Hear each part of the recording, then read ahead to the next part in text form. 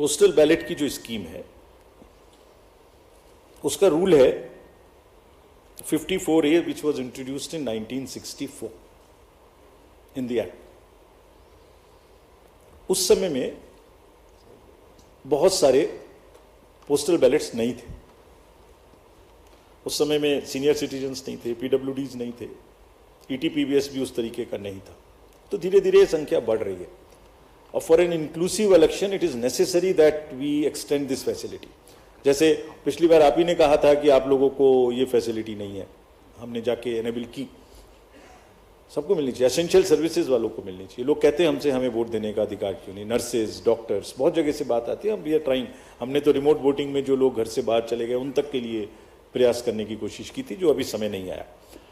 तो ये जो एक्ट कहता है, जो रूल कहता है, वो क्लियर कहता है कि postal ballot counting will start first. So on all centres in the country it will start first, no doubt about it. After only half an hour would start the EVM counting. So there are three countings which are happening simultaneously, and it is happening. It happened in 2019. It happened in all the 2022 elections of the states held thereafter. It happened yesterday also in case of Arunachal and Sikkim. हम mid course नहीं बदल सकते कुछ भी. और क्यों नहीं बदल सकते? Because it is compliant with the rule.